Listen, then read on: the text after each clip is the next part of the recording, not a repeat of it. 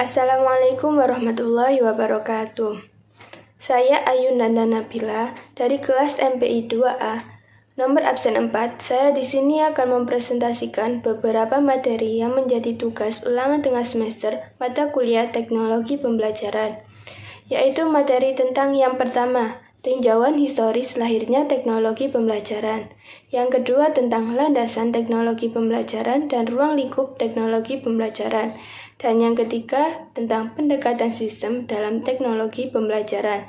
Dan yang keempat adalah tentang aplikasi teori belajar dalam teknologi pembelajaran.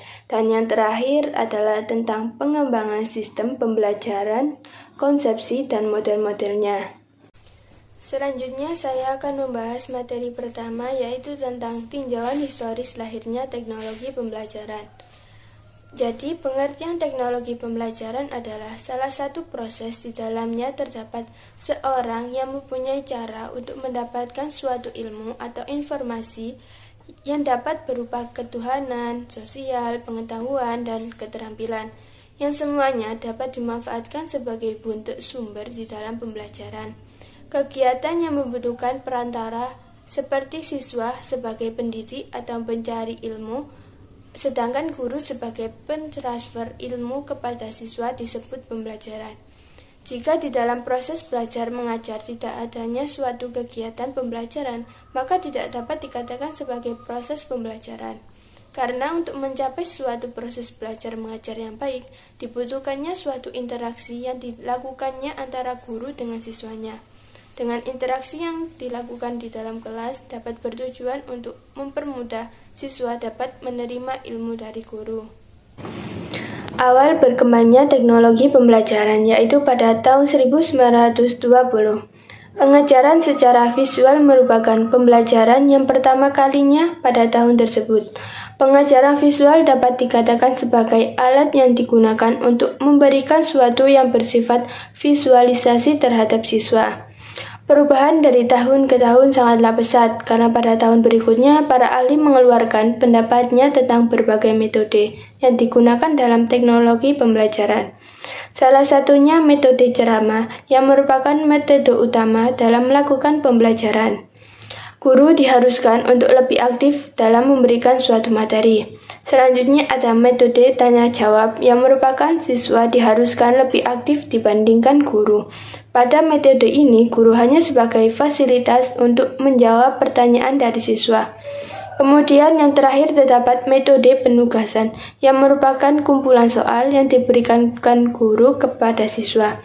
Pada metode tersebut, guru memanfaatkan sebagai pengambilan nilai terhadap setiap siswa. Tahun 1950 sampai dengan 1955 terdapat pembaharuan dalam teknologi pembelajaran, salah satunya dengan adanya kemunculan komputer dalam pembelajaran. Pertama kalinya komputer digunakan dalam bidang pendidikan pada tahun 1980.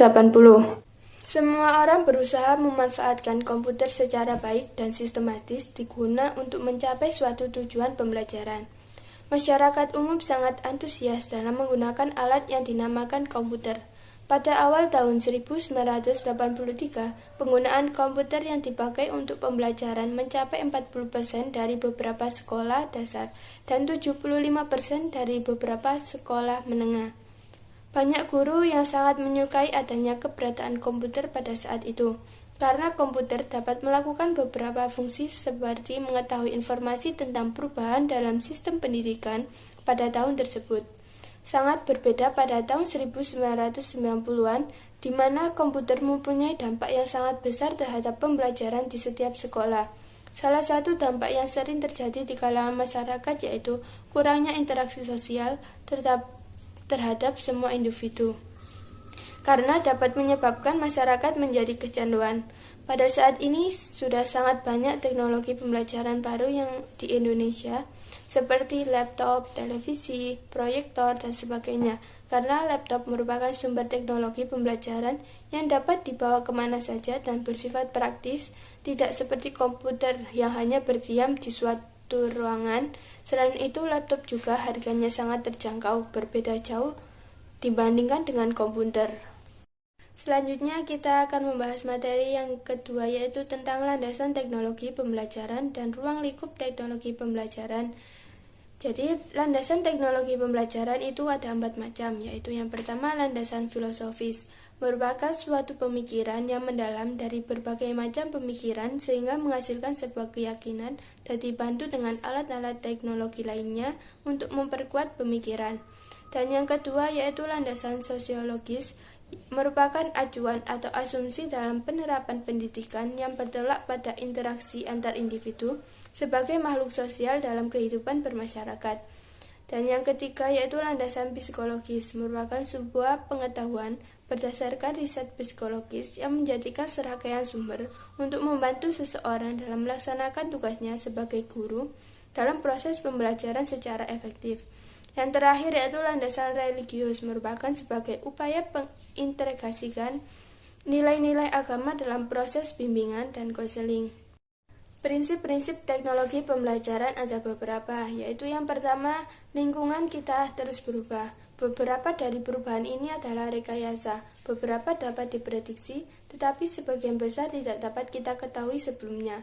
Yang kedua, jumlah penduduk semakin meningkat. Meskipun dengan presentasi yang lebih kecil, mereka semua perlu belajar, dan pembelajaran itu berlangsung seumur hidup dan di mana saja dan dari mana saja.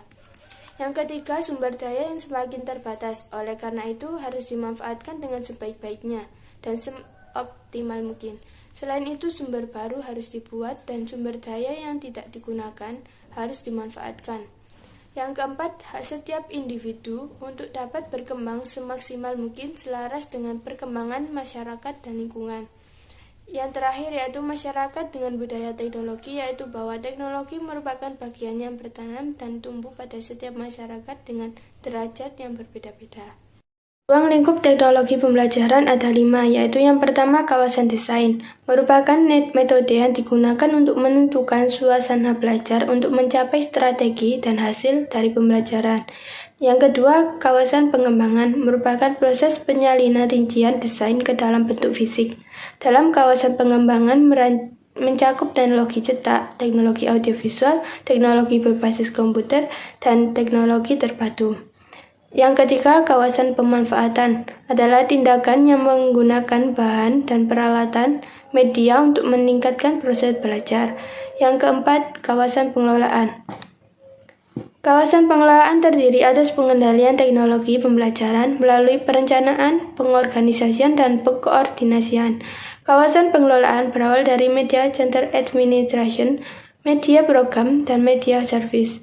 Teori pengelolaan proyek mulai dipakai pada proyek desain pembelajaran. Pada kawasan pengelolaan sendiri mencakup pengelolaan proyek, pengelolaan sumber, pengelolaan sistem pencapaian, dan pengelolaan informasi. Yang terakhir, kawasan penilaian adalah proses penentu untuk menentukan tercapainya pembelajaran dan terdiri atas analisis masalah, pengukuran acuan patokan, penilaian formatif, dan penilaian sumatif. Selanjutnya, materi yang ketiga yaitu tentang pendekatan sistem dalam teknologi pembelajaran. Menurut Jackner dan Brick, sistem sebagai suatu cara yang terorganisir untuk mencapai tujuan-tujuan tertentu. Apakah itu untuk seluruh masyarakat, sebagai masyarakat, atau untuk seorang guru atau dosen atau instruktur saja. Bahkan Brick sendiri mengatakan bahwa sistem adalah rencana kerja yang terpadu dari semua komponen sistem yang dirancang untuk memecahkan suatu masalah atau untuk memenuhi suatu kebutuhan tertentu. Jika disimpulkan, sistem mengandung pengertian bahwa wujud sesuatu dalam merupakan totalitas dari seperangkat komponen yang tergantung dalam satu jalinan yang teratur dalam proses kegiatan menghasilkan tujuan tertentu. Ciri-ciri sistem. Yang pertama, tujuan. Setiap sistem selalu mempunyai tujuan. Misalnya, tujuan suatu lembaga pendidikan ialah untuk memberi pelayanan pendidikan kepada yang membutuhkan. Yang kedua, fungsi-fungsi. Adanya tujuan yang harus dicapai, suatu sistem menuntut terlaksananya berbagai fungsi yang diperlukan untuk menunjang usaha pencapaian tujuan tersebut. Yang ketiga, komponen-komponen. Demi terlaksananya masing-masing fungsi yang menunjang usaha tercapainya tujuan, di dalam suatu sistem diperlukan adanya komponen-komponen yang melaksanakan masing-masing fungsi tersebut. Yang keempat, interaksi dan saling bergantung. Komponen-komponen dalam suatu sistem saling berinteraksi dan bergantung satu sama lain. Kemacetan pada suatu komponen akan berpengaruh pada komponen yang lain dan sistem secara keseluruhan. Yang kelima, dikelilingi oleh sistem-sistem yang lain. Suatu sistem tidak berdiri sendiri, ia menerima masukan dari sistem-sistem lain tersebut, dan pada gilirannya, sistem-sistem tersebut menerima keluaran yang dihasilkan oleh sistem tadi. Yang keenam, proses transformasi. Setiap sistem mempunyai misi untuk mengubah masukan atau input menjadi keluaran atau output. Proses ini disebut proses transformasi. Yang ketujuh, efek sinergistik. Setiap sistem memiliki efek sinergistik atau pengaruh keterpaduan yang diperoleh melalui perpaduan yang kokoh dan serasi antara komponen-komponen yang saling menunjang. Dan 8, mekanisme umpan balik. Setiap sistem memiliki mekanisme umpan balik sebagai fungsi kontrolnya untuk menjaga mutu sistem. Yang terakhir, bersifat relatif. Suatu sistem bersifat relatif sebab tergantung situasi atau lingkup pemandangnya. Sebuah sistem bisa dipandang sebagai subsistem, bisa pula dilihat sebagai suatu sistem atau bahkan suprasistem. Sistem pembelajaran dalam konsep teknologi pembelajaran. Yang pertama, komponen dasar terdiri dari 6, yaitu peserta didik, lulusan yang berkompetensi, proses pembelajaran, pengajar, kurikulum, dan bahan pembelajaran. Yang kedua, komponen pendukung terdiri dari 6, yaitu peralatan tempat guna, perpustakaan, laboratorium, ruang belajar yang kondusif, sarana ibadah, kantin, sarana olahraga, dan kependidikan dan manajemen. Yang ketiga, suprasistem terdiri dari 4, yaitu kebijakan pendidikan nasional, kebijakan pendidikan di tingkat daerah, perkembangan iptek dan globalisasi, dan yang terakhir pendidikan lanjut dan dunia kerja. Selanjutnya, materi yang keempat tentang aplikasi teori belajar dalam teknologi pembelajaran. Teori adalah serangkaian bagian atau variabel definisi dan dalil yang saling berhubungan, menghadirkan sebuah pemandangan sistematis mengenai fenomena dengan menentukan hubungan antara variabel dengan maksud menjelaskan fenomena alamiah. Belajar adalah rangkaian kegiatan atau aktivitas yang dilakukan secara sadar oleh seseorang dan mengakibatkan perubahan dalam dirinya berupa penambahan pengetahuan atau kemahiran berdasarkan alat indera dan pengalamannya. Sedangkan teori belajar adalah upaya untuk mendeskripsikan bagaimana manusia belajar sehingga membantu kita semua memahami proses intern yang kompleks dari belajar. Macam-macam teori belajar. Yang pertama, teori belajar behavioristik merupakan teori belajar yang lebih mengutamakan pada perubahan tingkah laku siswa sebagai akibat adanya stimulasi dan respon. Yang kedua, teori belajar kognitivistik. Teori ini lebih menekankan proses belajar daripada hasil belajar. Bagi pengalaman kognitivistik, belajar tidak sekedar melibatkan hubungan antar simulasi dan respon. Lebih dari itu, belajar adalah melibatkan proses berpikir yang sangat kompleks. Yang ketiga, teori belajar humanistik. Bagi penganut teori humanistik, teori belajar harus berhulu dan bermuara pada manusia. Dari teori-teori belajar seperti behavioristik, kognitif, dan konstruktivistik, teori inilah yang paling abstrak dan paling mendekati dunia filsafat daripada dunia pendidikan. Yang keempat, teori belajar konstruktivistik. Teori konstruktivistik memahami proses belajar, membentukkan atau konstruksi pengetahuan oleh si belajar itu sendiri. Pengetahuan ada di dalam diri seseorang yang sedang mengetahui dan tidak dapat dipindahkan. Begitu saja dari seseorang guru kepada orang lain atau siswa. Manfaat teori belajar. Yang pertama, sebagai landasan dalam penerapan materi pembelajaran yang bersifat pembentukan kepribadian. Yang kedua, memberi dorongan kepada siswa agar menjadi manusia yang bebas, tidak terikat oleh pendapat orang lain, dan mengatur kepribadiannya sendiri secara bertanggung jawab tanpa mengurangi hak-hak orang lain atau melanggar aturan, norma, dan etika yang ada. Yang ketiga, dapat mengidentifikasi keberhasilan aplikasi teori. Yang keempat, mengetahui berbagai macam perilaku atau ciri-ciri siswa dan menemukan cara-cara untuk menyikapinya. Yang kelima, mampu menciptakan suasana belajar yang aktif dan dinamis. Yang keenam, membantu menyalurkan dan mengoptimalkan potensi masing-masing siswa. Selanjutnya, materi terakhir tentang pengembangan sistem pembelajaran, konsepsi, dan model-modelnya. Pengembangan sistem pembelajaran berarti suatu proses secara sistematis dan logis untuk mempelajari problem-problem pembelajaran agar mendapat pemecahan yang teruji validitasnya dan praktis bisa dilaksanakan. Pengembangan sistem pembelajaran dengan sistem instruksional dan desain instruksional ada kesamaan dan keterkaitan.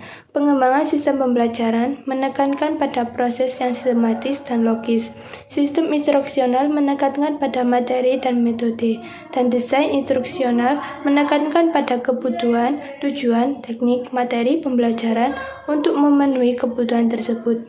Keterkaitan ini mengarah pada tujuan yang ingin dicapai, yaitu tujuan pembelajaran. Pengembangan sistem pembelajaran dapat dilakukan secara sistematis dalam mengidentifikasi, mengembangkan, dan mengevaluasi seperangkat materi dan strategi yang diarahkan untuk mencapai tujuan pendidikan. Dalam pengembangan tersebut terdapat dua metode, yaitu yang pertama, pendekatan secara empiris yang menggunakan dasar-dasar teori, bahan pengajaran, disusun berdasar pengalaman. Yang kedua, pendekatan dengan model. Dalam penyusunan rancangan pengajaran, ada langkah-langkah secara sistematik, dinamakan cara pencapaiannya dipilihkan dengan cara tertentu, kondisi tertentu, dan perubahan tertentu. Model-model pengembangan sistem pembelajaran. Yang pertama, model pengembangan PSSI, yakni menggunakan pendekatan sistem di mana pengajaran adalah suatu kesatuan yang terorganisasi. Yang kedua, model pengembangan pembelajaran yang dikembangkan oleh Waterdijk dan Lau Carey pada tahun 1990. Yang ketiga, pengembangan perangkat pembelajaran model 4D yang terdiri dari 4 tahap pengembangan, yakni define, design, develop, disseminate. Yang keempat, pengembangan model pembelajaran Gerlach dan Ellis yang terdapat penentuan strategi yang cocok digunakan oleh peserta didik dalam menerima materi yang disampaikan.